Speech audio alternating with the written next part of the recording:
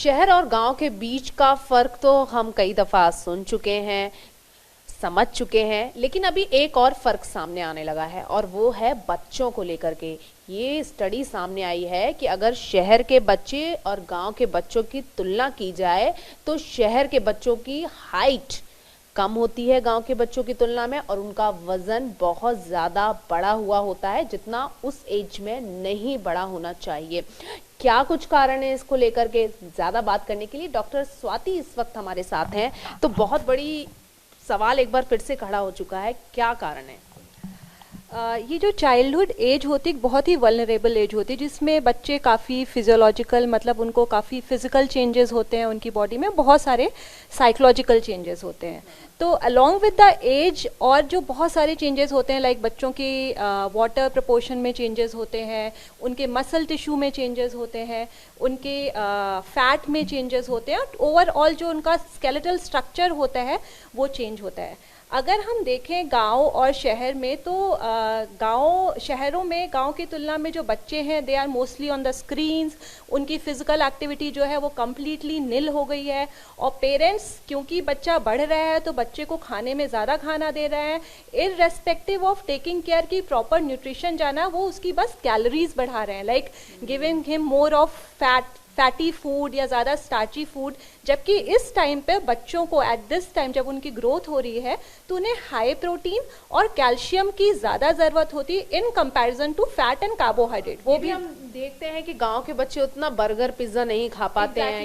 Exactly मैं वही बोल रही हूँ कि यहाँ पर जो है हम ज़्यादा जो फोकस कर रहे हैं वो बस कैलोरीज पे करें, जबकि गाँव में जो बच्चे हैं वो होल फूड्स खाते हैं, जो वो चावल खाते हैं, जो वो रोटी खाते हैं, वो सारी प्रॉपर मल्टीग्रेन आटा या चक्की की होती है। यहाँ पर हम रिफाइंड फ्लावर खाते हैं, या हमारे पास इतने फैंसी फूड हैं जो गांव में नहीं होते हैं। तो डेफिनेटली यहाँ पर एक खाना जो है बहुत बड़ा रीज़न है कि वहाँ के लोगों बच्चों की ग्रोथ फिजिकली कंपैरेटिवली सिटी के कंपैरिजन में काफ़ी अच्छी है, अगर हम वो हाइट में देखें या वेट में देखें, किसी भी चीज़ में देखें। बहुत सारे लोगों को समझ नहीं आता कि क्या खाने में लेना चाहिए, बोल देते हैं, लेकिन ज़रा हम चाहेंगे प्रैक्टिकल तौर पे, क्योंकि हमारे सामने बहुत सारा फूड भी इस वक्त रखा है, तो ज़रा आप समझाइए कि कौन सा खाना खाना चाहिए हेल्दी, स्वस्थ, अच्छी हाइट रहे, और बताइए कि किससे कितनी बॉडी में जो प्रोटीन है वो मिलती है। देखिए श्रद्धा, क्या होता है कि मैं अभी जो है वो 8 साल से 12, 14, 15 साल के बच्चों का प्रोटीन बताऊंगी कि कितना होना चाहिए, क्योंकि ये एक ऐसी एज है जिसमें प्रोटीन की रिक्वायरमेंट सबसे ज़्यादा होती है। तो अगर हम 8 से 13 साल 14 साल के लड़की के लिए पूछें तो it should be somewhere between 35 grams to 45-46 grams, और वहीं हम लड़कों के लिए लें तो वो 55-58 ग्राम तक जा सकती है प्रोटीन की इनटेक। अब जैसे मैं यहाँ पर आपको दिखाऊंगी, आप अगर अपनी डाइट में अगर रोज एक अंडा ऐड कर रहे हो तो आप 6 ग्राम प्रोटीन एक अंडे से ही कंज्यूम कर ले रहे हो। सिमिलरली ये जैसे पनीर है, ठीक है, तो ये तो हमारा 50 ग्राम पनीर होगा, पर अगर आप 100 ग्राम तक पनीर ले रहे हैं तो आप ऐड कर रहे हैं 14 से लेकर के 18 ग्राम प्रोटीन अपनी डाइट में। इसी तरीके से ये दूध है, ये 5 से 6 ग्राम आप 150 ml ग्लास में दूध में आप इतना प्रोटीन कंज्यूम करते हो। अब मैं देख रही हूँ दाल भी रखी है और आलमंड्स भी रखे हुए हैं, फ्रूट्स भी रखे हुए हैं। Definitely yes. तो जैसे आप शहर के बच्चों की बात कर रहे थे, तो यहाँ पर क्या होता है, बच्चों को जब भी भूख लगती है तो पेरेंट्स क्या होते हैं, उनको दे गिव, कभी उनको कुछ स्नैक्स में सम चिप्स, वेफर्स, ये सारी चीज़ें दे देते हैं, पर हमारे पास उससे बहुत हेल्दी ऑप्शंस अवेलेबल है जो कि उनको इनफ प्रोटीन और कैल्शियम देता है, जो उनकी proper bone growth which is good for their height also and overall health, उसके लिए भी जरूरी होता है। जैसे आमंड्स है which is a very good source of protein, ये सेसमे सीड्स हैं जिन्हें हम तिल कहते हैं, ये भी बहुत अच्छा सोर्स होता है प्रोटीन का। तो हम ये सारी चीजें along with lot of other seeds are, जैसे पंपकिन सीड्स हो गए हमारे चिया सीड्स हो गए हमारे, ये सारे सीड्स हम इंक्लूड्स कर सकते हैं उनकी रेगुलर डाइट में। और ये भी जरा बता दीजिए, क्योंकि लोग ये कहते हैं नहीं बहुत महंगा है, तो ये सारा हम देख सकते हैं, अफोर्ड भी कर सकते हैं और हेल्दी भी रहते हैं। Of course these all things are very affordable. मतलब अगर हम देखें, एक साइड हम अगर एक पिज्जा लेने जाएंगे तो हमारे 3 से 4 दिन की जो रेगुलर ये डाइट है वो हम एक टाइम के पिज्जा से वो कर सकते हैं। कम स्केल चार्ट भी मैम थोड़ा बताइए किस तरीके से जाता है, क्योंकि हम देख रहे हैं कि लोगों को बहुत ज्यादा आइडिया नहीं होता है। आजकल ज्यादा देख रहे हैं कि पेरेंट्स ज्यादा परेशान होते हैं कि 5 साल का बच्चा हो गया, क्या करना चाहिए क्या नहीं करना चाहिए, 8 का हो गया अब क्या करना चाहिए, कितनी डाइट, तो जरा वो भी समझाइए। मैं वो बताती हूँ, उसके पहले मैं ये बताती हूँ कि क्या होता है, जो बच्चों में हाइट और वेट गेन, सडन हाइट और वेट गेन होता है, ये शुरुआत से होता है। जैसे बच्चा जब 2 साल का होगा तो सडनली आपको दिखेगा चेंज है, फिर वो 3 से 6 में दिखता है। तो जो मैक्सिमम गेन होता है जो वो होता है वो आपका प्यूबर्टी से जस्ट पहले होता है, 8 से 14 साल के बीच में था, जिसमें आपको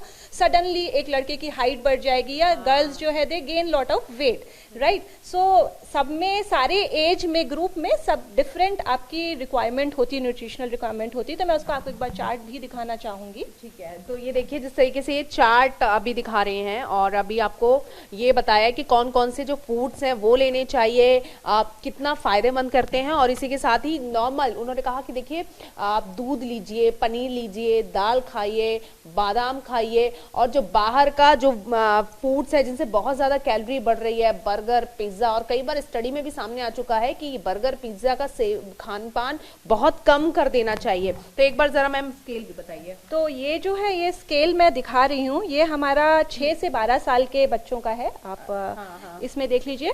तो इसमें जो है हमारी प्रोटीन जो क्वांटिटी है वो हल्की सी बढ़ाई गई है, क्योंकि बढ़ाई गई है मतलब कि बच्चों को रिक्वायरमेंट उतनी होती है, तो उसके अकॉर्डिंग, रिक्वायरमेंट के अकॉर्डिंग प्रोटीन की क्वांटिटी बढ़ जाती है। गर्ल्स के केस में आयरन की क्वांटिटी जो होती है, आयरन का जो इंटेक होता है वो हमारा इस पर्टिकुलर एज ग्रुप में बढ़ जाता है, एंड कैल्शियम बढ़ जाता है। और जो कैलोरी, रेगुलर कैलोरी इंटेक है, कार्बोहाइड्रेट इंटेक है, that is almost there, gradually वो थोड़ा सा बढ़ता है, but it's majorly on the micronutrients and your these all things what I have just said. इसमें मैं देख भी पा रही हूँ मैम कि यहाँ पे अगर 7 से 9 साल लिखा हुआ है तो बकायदा ये लिखा हुआ है बॉडी, एनर्जी, सारी चीजें यहाँ पर चाहिए, ये सारी चीजें। और ये चार्ट इजीली अवेलेबल होता है? ये चार्ट आपको बहुत इजीली अवेलेबल होगा। आप आज की डेट में आप सर्च करो नेट पे, आपको कहीं भी ये चार्ट इजीली मिल जाएगा, आराम से मिल जाएगा। हम देख रहे हैं पढ़ने वाले जो बच्चे होते हैं, बहुत प्रेशर हो गया है, पढ़ाई का भी बहुत प्रेशर हो गया है, तो कई सारे बच्चों को भूख भी नहीं लगती है, कई सारे बच्चे टेंशन में एग्जाम में रहते हैं। तो उन बच्चों के लिए क्या करना चाहिए, क्योंकि हम चाहते हैं कि आज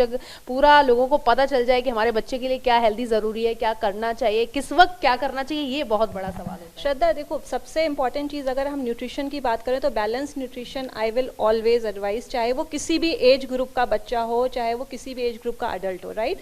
now other than diet, very important thing what I told you in the beginning, की ये जो स्क्रीन है, क्योंकि क्या होता है कई बच्चे जो हैं वाइल वॉचिंग स्क्रीन, टीवी देखते समय या मोबाइल देखते समय जो क्वांटिटी होती है वो इतना ज़्यादा खा जाते हैं कि उन्हें मालूम भी नहीं चलता। तो वो 2 जगह लैक करते हैं, एक तो वो टेस्ट भी नहीं ले पा रहे हैं खाने का, दूसरा जो कैलोरी कंज्यूम कर रहे हैं दैट इज गोइंग हाई।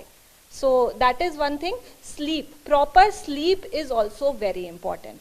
यानी खाना बोलते हैं, जैसे पहले बोलते थे बुजुर्ग वगैरह कि खाते वक्त खाना खाइए, खेलते वक्त सिर्फ खेलिए, पढ़ाई करते वक्त सिर्फ पढ़ाई कीजिए। एग्जैक्टली, जिस टाइम पर आप जो कर रहे हो उसी में ही रहो, इधर उधर नहीं रहो, दैट इज वेरी इंपॉर्टेंट। इधर उधर नहीं रहना चाहिए। तो ये बहुत अच्छी जानकारी डॉक्टर स्वाति की तरफ से हमें दी गई, जिस तरीके से उन्होंने बोला कि क्यों शहर के बच्चों की हाइट कम हो रही है, क्यों वो मोटे हो रहे हैं, और गांव के बच्चों क्यों शहर के बच्चों के कंपैरिजन बहुत ज्यादा फुर्तीले होते हैं और उनकी हाइट ज्यादा होती है। अब हमें ये बताया गया कि कौन कौन से जो फूड्स हैं वो लेने चाहिए, चार्ट बताया कि किस तरीके से इतने एज ग्रुप में जो बच्चे हैं उनको किस तरीके से एक्टिव रहना चाहिए, और सबसे जरूरी बात जो सबको ध्यान रखनी चाहिए, चाहे वो बच्चे हों चाहे उनके पेरेंट्स हों, वो ये कि अगर आप खाना खा रहे हैं तो ये ध्यान में रखिए कि कितनी डाइट हमें लेनी है, और खाना खाते वक्त सिर्फ खाना खाइए और बाकी चीजें बाद में कर लीजिए, क्योंकि अगर आप फिट रहेंगे, स्वस्थ रहेंगे, हेल्दी रहेंगे, तभी आगे कुछ अपने जीवन में कर पाएंगे। कैमरा पर्सन चेतन के साथ में श्रद्धा चतुर्वेदी, TV9 भारतवर्ष, दिल्ली।